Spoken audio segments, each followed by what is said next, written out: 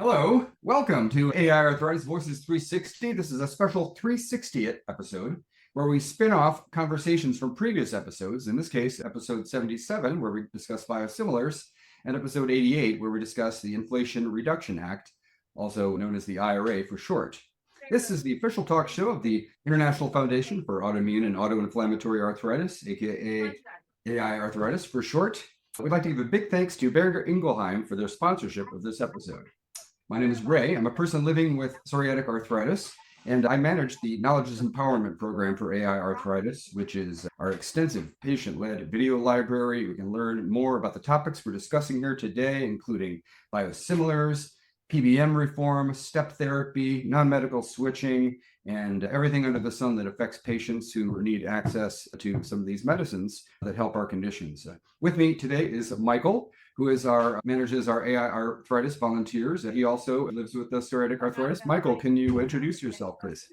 I'm Michael Guadalupe. I am the volunteer program coordinator at AI Arthritis. I also have psoriatic arthritis too, and just like everybody else, we are the patient voice as well as the representatives for the whole patient group. Now, that also includes our volunteers. So we have a big group of volunteers that work with us. And I want to say every one of them either has an AI arthritis disease, or they are a caretaker for someone that has an AI arthritis disease. So they're all working with people. Either they are a person with the disease or they're working with people with the disease. So they have all these issues that we have as far as insurance coverage and drug coverage and treatment coverage as well. So I have a lot of experience personally with it. And I also have a lot of experience with the people close to me and around me telling me their stories about how they deal with their treatments and their prescriptions. Great.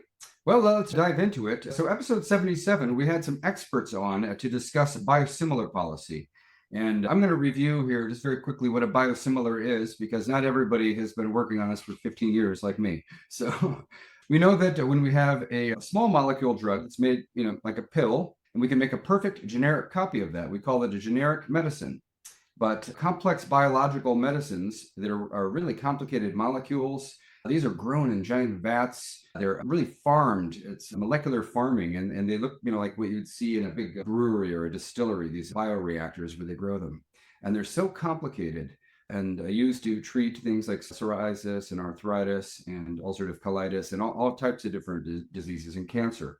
But because they're so complicated in the way that they're grown, it's very difficult to make a copy of these. And with our current technology, it's not possible to make an exactly identical copy. So there's always going to be some little differences in there between the original product, which we call the reference product.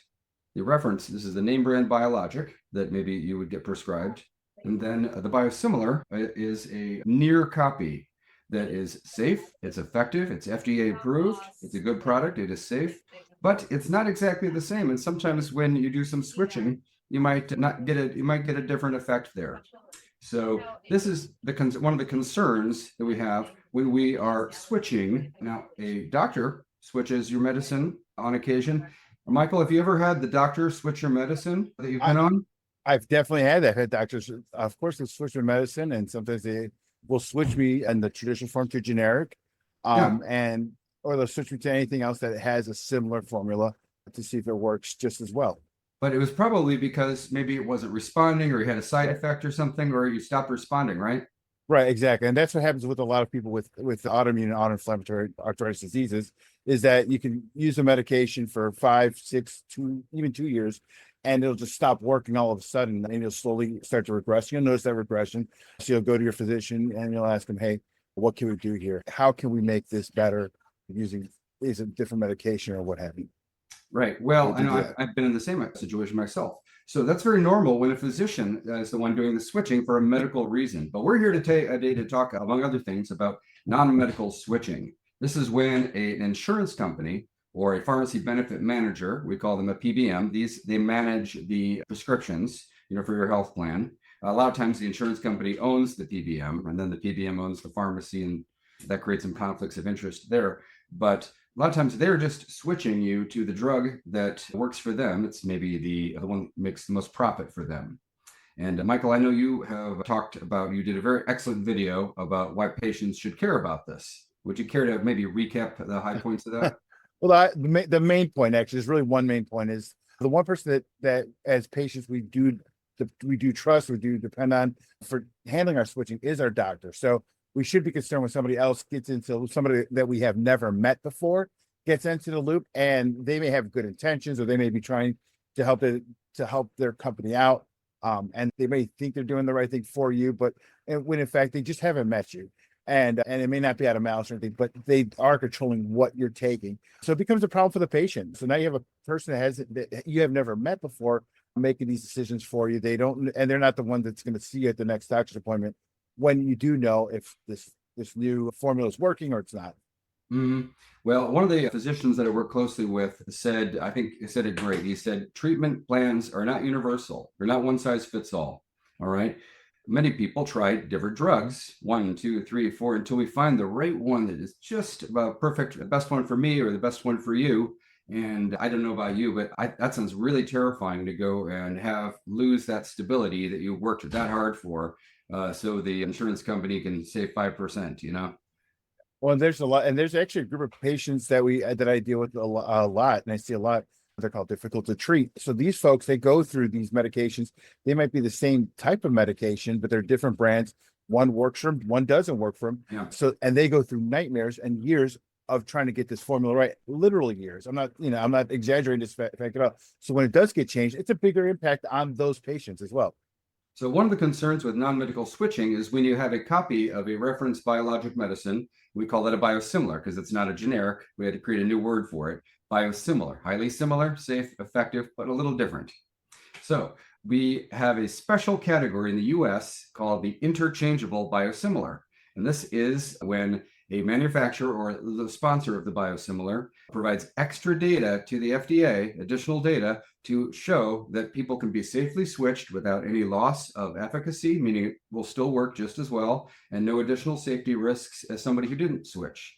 And that's really great. And I know there's a lot of survey data out there that shows physicians are more confident with a pharmacy switching a patient if it's to a biosimilar, that they're confident that there won't be any problems. And so that's an FDA standard. And you may remember if you watched the previous 360 episode, one of our previous episodes where we talked about the Biosimilar Red Tape Elimination Act, where this was a push on Capitol Hill it was backed by some of these insurance companies and PBMs to declare all biosimilars interchangeable, even without that additional safety switching data. And the physicians, when they were surveyed about this, said, we think biosimilars are safe. 90% of us say they're safe and effective. It's not even close. But only 11% said we should treat them all as if they're interchangeable. Okay? Because there are differences. And as I said, you can switch somebody's therapy and lose that really hard-won stability. And the way the state laws work about pharmacy substitution are that only these interchangeable FDA designated interchangeable biosimilars that have provided that extra safety data, only those can be substituted by a pharmacy or a PBM in place of what your doctor prescribes. So that seems like a pretty good safeguard. And we're keeping an eye on that Biosimilar Red Tape Act in the new Congress and in the new administration to see if that comes back up again. And we will keep everyone informed if that comes back. It does seem kind of strange, though, in a situation where we're giving more power to the insurance companies and PBMs and taking that away from the patients, though, because this segues very nicely into some of the other things that we can talk about here that are kind of policy updates. Before I get into that, though, I should say that non-medical switching does not only have to do with biosimilars. So there's a couple other situations we have good videos on, Michael, from some of our staff and volunteers. Yes, actually, I've made one as well. We do have a whole catalog of videos, and a portion of those are biosimilars. If you go to our YouTube channel, AI Arthritis YouTube channel, we have it's called Knowledge Equals Empowerment, and we basically educate you on the different issues that come up in policy, non-medical switching. We talk about step therapy and so forth. But you can go there, get all this information there, and we give it to you in small 1 to 5 minute videos as well over there. So you can go check those out. One that I really like is from our colleague Layla. And they didn't change her drug. They kept her on the same drug, but they changed the route of administration from something that was a weight-based dose that was an infusion onto kind of a straight injection that's a fixed dose. And that wasn't what she needed. So she had all kinds of problems. And that's also the PBM. Then we have another colleague of ours, a volunteer named Brett. And Britt was switched to a medicine that he'd already failed, and he had to fight the PBM to kind of get that back. So well, much of this can be addressed through PBM reform, which is a huge hot topic right now in Capitol Hill and in many states. So there's lots of bills going on at the federal and state level. And we're seeing massive bipartisan support. Republicans and Democrats, they don't agree on much, especially these days, but they do agree on this, that this PBM really needs some reform. And so some of the things they're doing are restricting the mid-year formulary changes. And the formulary, of course, Michael, is the approved list of covered drugs, if people don't know that. And a lot of times they do mid-year formulary changes, and that, is kind of a bait and switch on people. When they sign up, they think their drug is going to be covered, and then, they pull the rug out from under you. So especially if you have a workplace, because if you're at a workplace, you have work. If your insurance company gives you a workplace list of drugs you can't take, medications you can't take, and you chose that plan because of it, and then they switch on around the middle of the year. Now your treatment is not covered. So that is just what Ray had said, just a pure bait and switch. Absolutely. And then some of the other things we're looking at doing for PBM reform are, requiring more transparency about what kind of discounts they're getting and negotiating from the manufacturers, and where those savings going. Are they reaching the patients? And so some of the bills are kind of ensuring that they do. And so short answer is they're working on it, and more to come on that, hopefully. Finally, following up on episode 88, where we discussed the Inflation Reduction Act, this is a great segue because the PBMs are doing negotiations with the manufacturers to have those savings. But what they do is they pocket those savings because they're a for-profit enterprise. But the IRA, that's the Inflation Reduction Act, was passed with some healthcare components in it that patients, some of which patients like. They capped insulin at $35. They capped out-of-pocket costs for Medicare beneficiaries at $2,000. And then they said, we're going to start doing price negotiation on some of these expensive drugs. And while that sounds nice, it created a lot of different problems. So if you take small molecule drugs, those are pill form usually, and these are used in cancer treatment.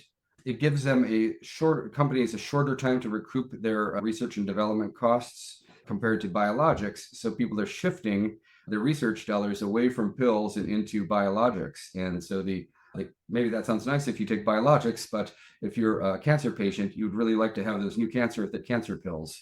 So that's a concern. And they're working on that with a bill called the EPIC Act that's trying to kind of create parity there. But the IRA is also bad for biosimilars. So I'll give you an example.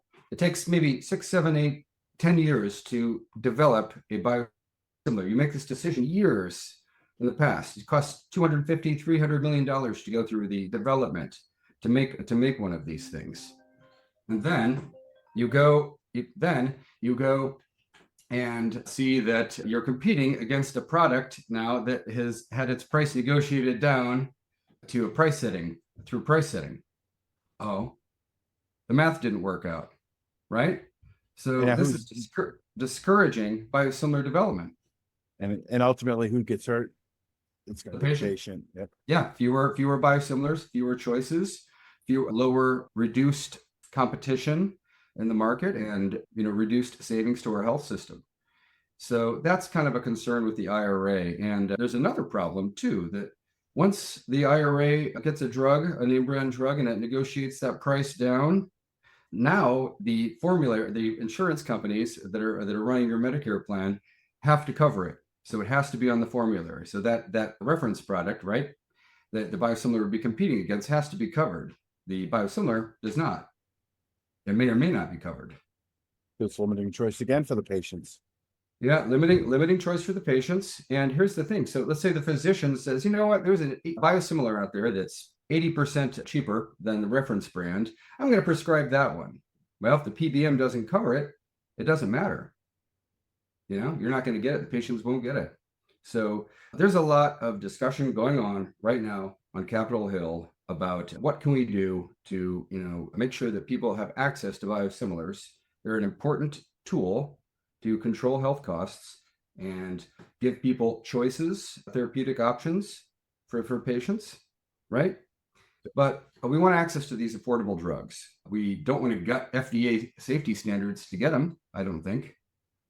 And I think we want our physicians to be in charge of these kind of decisions, and us, right, Michael? Is that, Well, is I that was a going to say, characterization? that's exactly what we want to do. We want to make sure the physicians have the choice and the patients and the physicians work together and get what they need paid for by the insurance company and without the interference from PBMs or from other outside sources, even if it is policy.